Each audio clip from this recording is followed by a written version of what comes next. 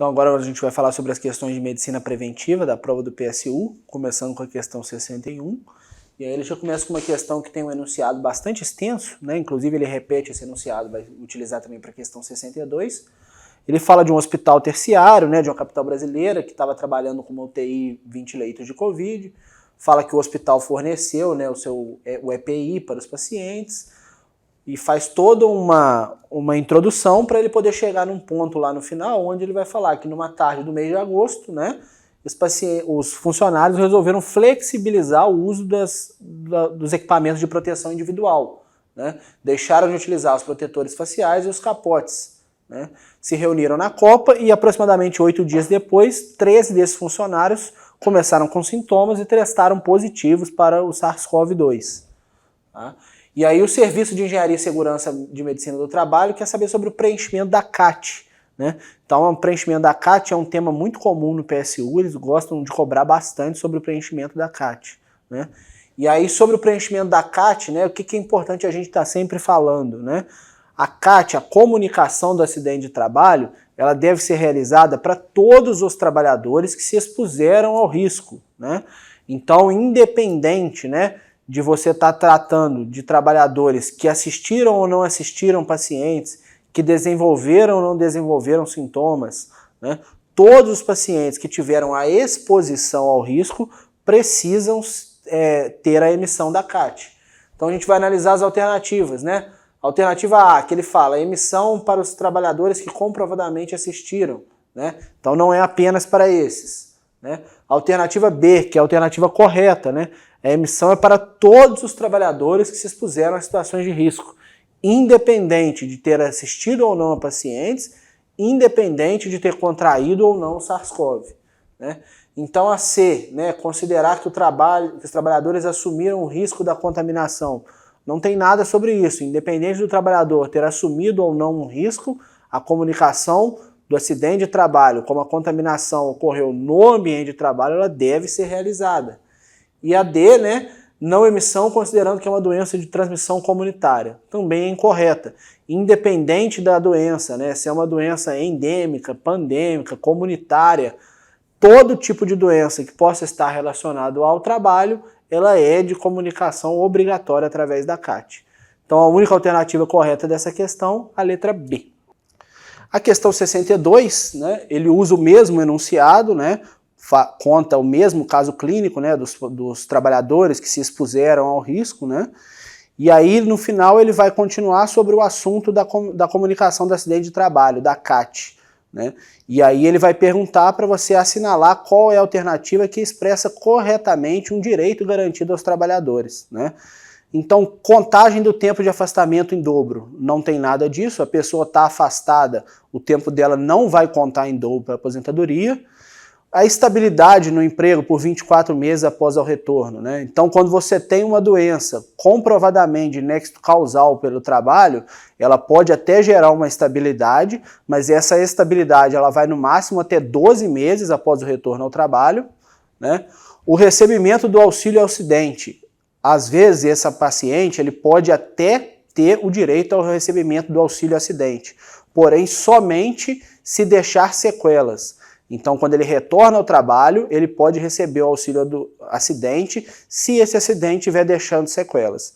É importante a gente pontuar aqui que durante o afastamento, esse paciente ele recebe auxílio doença e o auxílio acidente ele após o retorno do trabalho em caso de sequelas. E a alternativa D, que é a alternativa correta da questão, né? Esse paciente ele mantém os direitos trabalhistas dele durante o afastamento. Então, o recolhimento do FGTS, do Fundo de Garantia por Tempo de Serviço, ele se mantém durante o período do afastamento do trabalho. Então, a alternativa correta dessa questão é a alternativa D.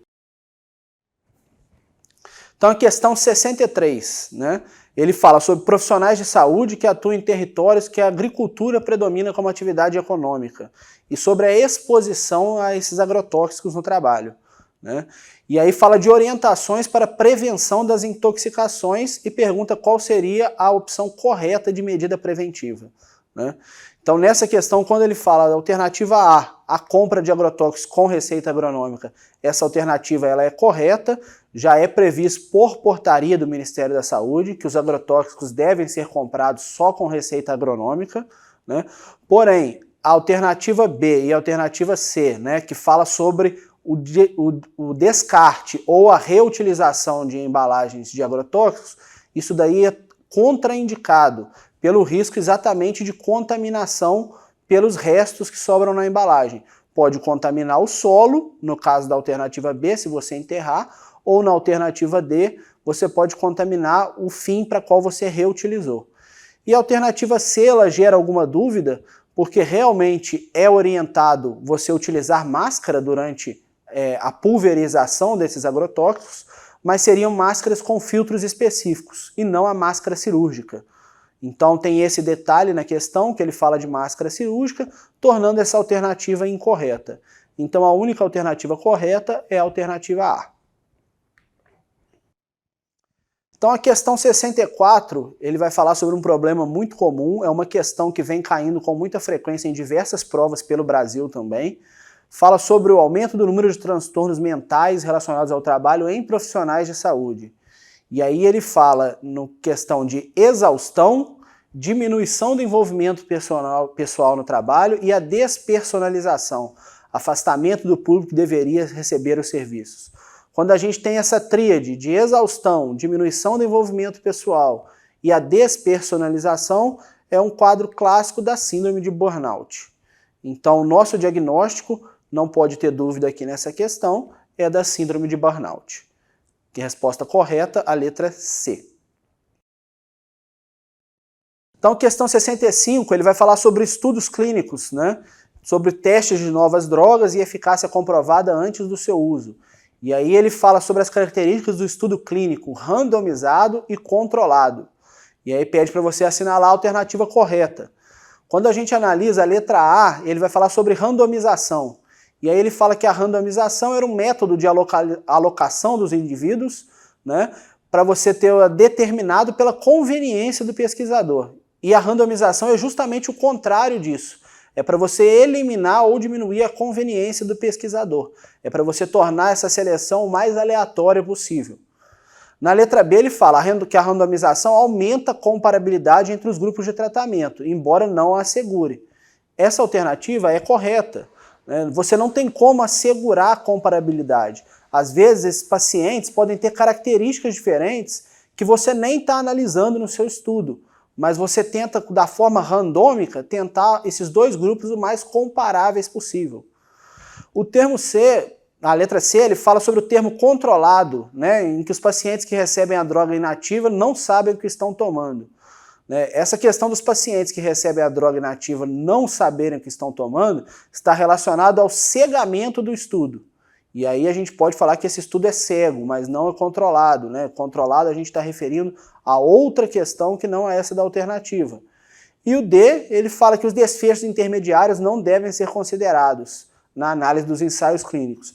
É uma alternativa falsa. Muitas vezes, alguns estudos acabam chegando a desfechos intermediários até mais importantes do que desfechos finais. A gente tem casos na literatura médica de estudos que previam um desfecho final e acabaram que desfechos intermediários acabaram modificando o tratamento de doenças e acabaram sendo mais importantes que desfechos finais. Então a letra D ela também é falsa. Dessa forma, a única alternativa verdadeira para essa questão é a alternativa B.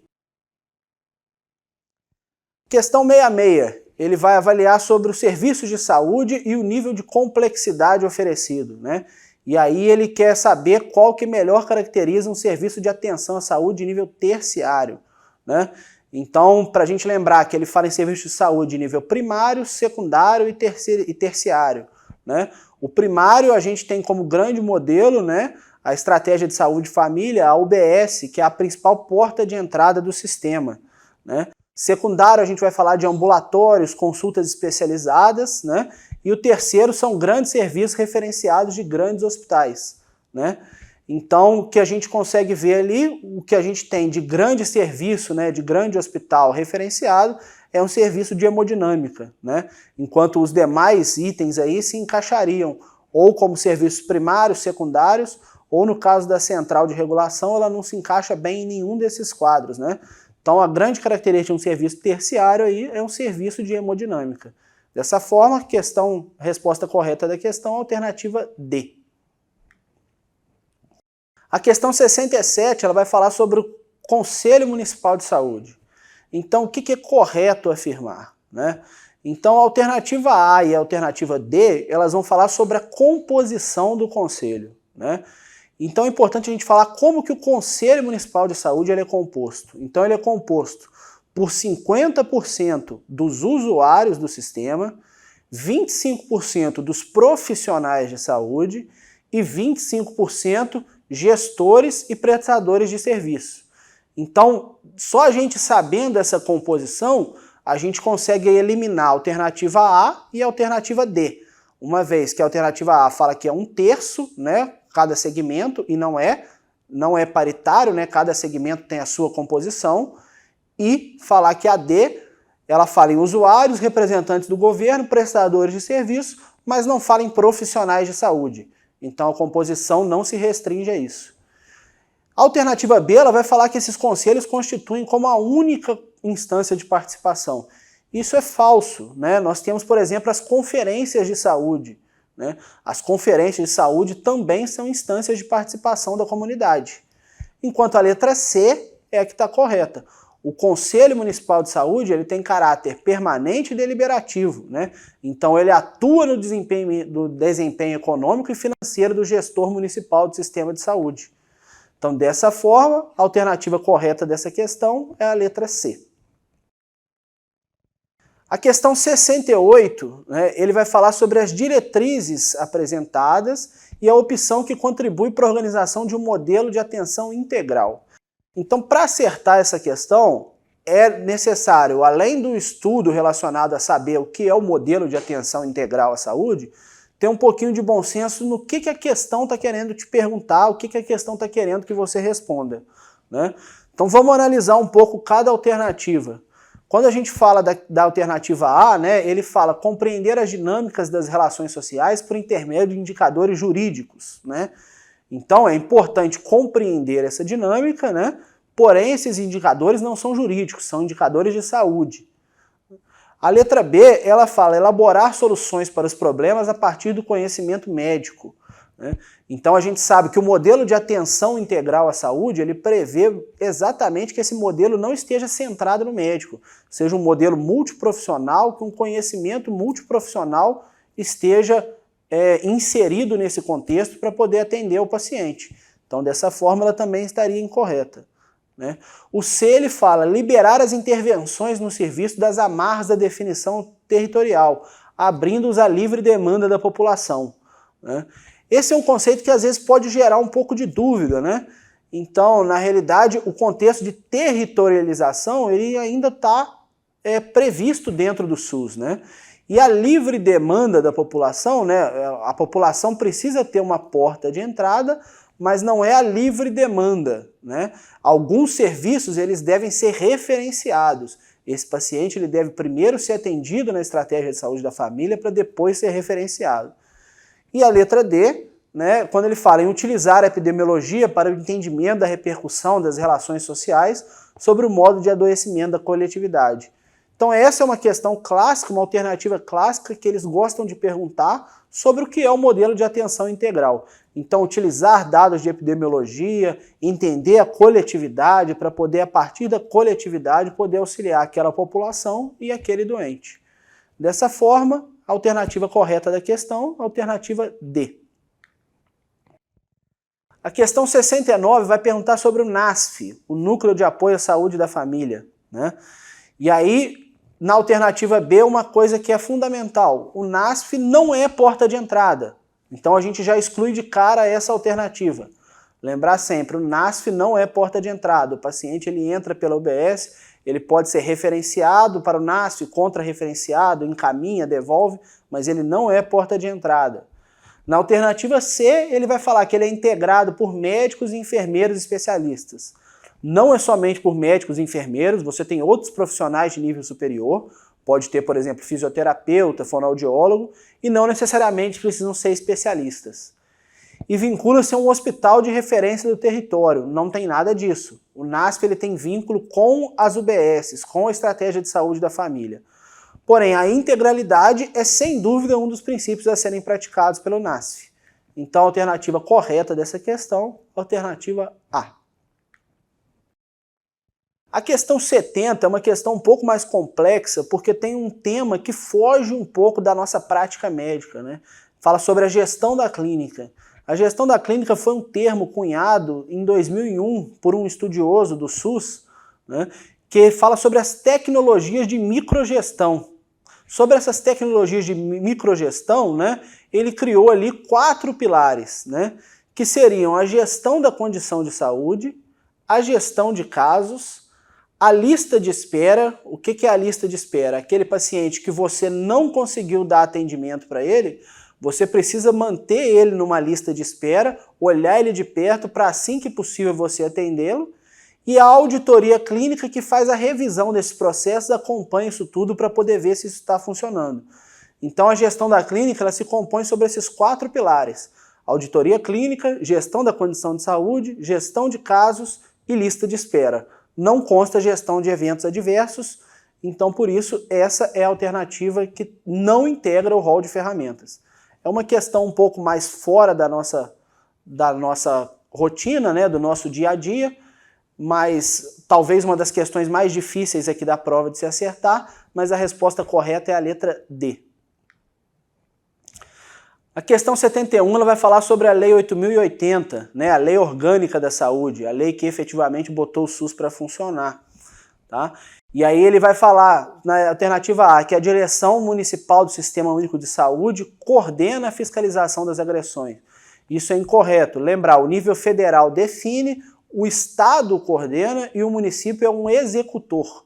Então não é a direção municipal que coordena, quem coordena é a direção estadual. A B vai falar que a saúde do trabalhador é um conjunto de atividades que se destina através de ações de vigilância epidemiológica e vigilância sanitária, promoção e proteção da saúde. Está corretíssimo. Essa alternativa está totalmente correta e também é um conceito que a Arengue gosta muito de abordar aqui no PSU, sobre a questão de saúde do trabalhador. A alternativa C vai falar que é vedado aos municípios a constituição de consórcios para desenvolver em conjunto as ações. Não é vedado, é permitido. Os municípios podem realizar consórcios para poder atender às suas ações e serviços de saúde. E a letra D fala que o planejamento e orçamento do SUS vai do nível federal até o municipal de forma descendente. Na verdade é o contrário, ela é ascendente. Então ela surge lá do município e vai para o governo federal. Quem determina, né, o planejamento, quais as ações, é o nível local. Então ela também está incorreta. A única alternativa correta dessa questão é a letra B. Questão 72 vai falar sobre a evolução das políticas de atenção à saúde no Brasil e o movimento da reforma sanitária com impacto no Sistema Único de Saúde e na estratégia saúde da família. Com relação a essa estratégia, é correto afirmar.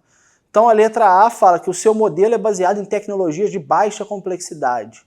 Não, é alta complexidade e baixa densidade. A estratégia de saúde da família, ela vai atender todo mundo, vai atender condições agudas e crônicas, né? Vai atender todo tipo de paciente, então é uma alta complexidade.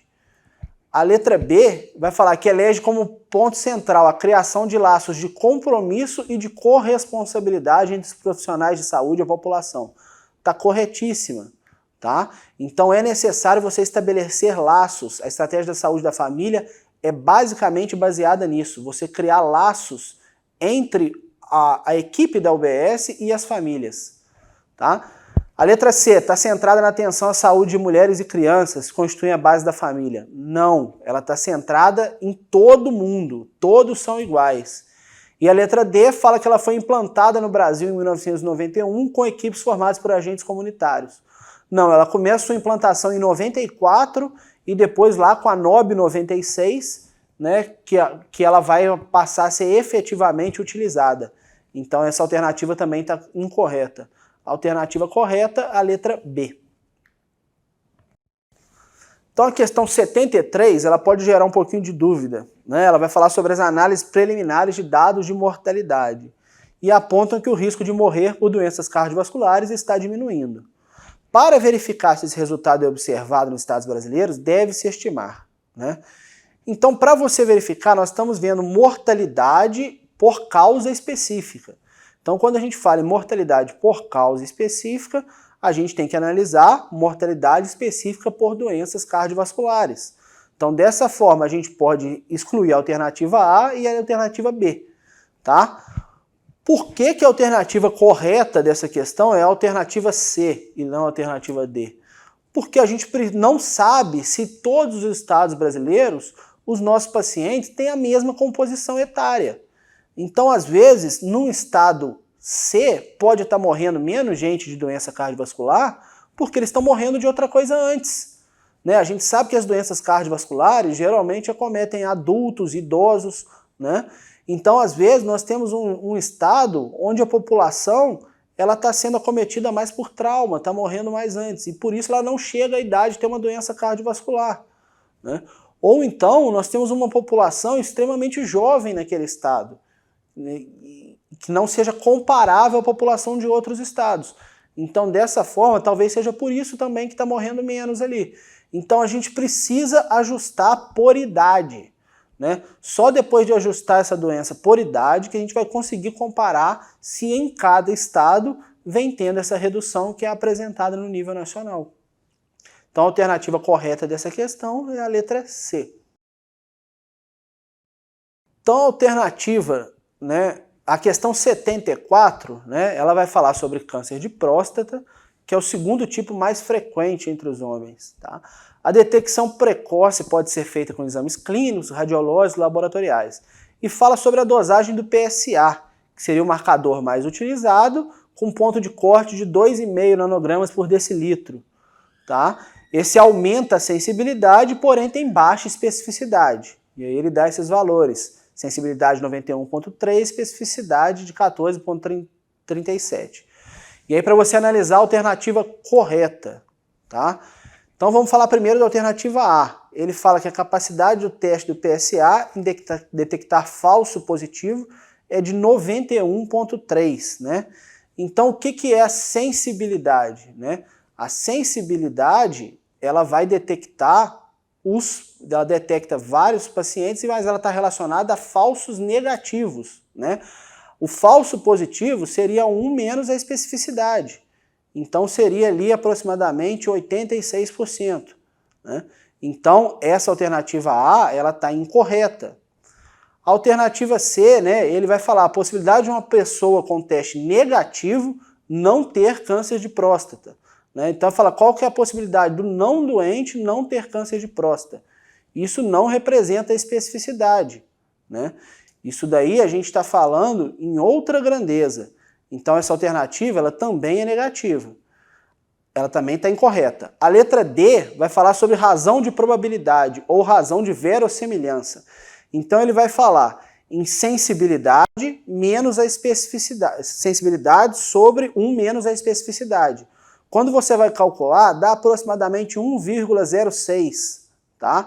Então essa alternativa seria correta. A razão de probabilidade ou razão de verossimilhança é de 1,1. Porém, quando a gente fala da alternativa B, né, a alternativa B, ela fala que a mudança do ponto de corte para 2 automaticamente aumentará a sensibilidade do teste. Todo teste que você diminui o ponto de corte, você aumenta a sensibilidade. Então essa alternativa também está correta. Então essa é uma questão, a questão da prova de preventiva do PSU, a única questão que caberia recurso. Nós temos tanto a alternativa D quanto a alternativa B são corretas. Quando você diminui o ponto de corte, você encontra mais doentes. Se você encontra mais doentes, consequentemente você aumenta a sensibilidade, o que torna essa alternativa B também correta.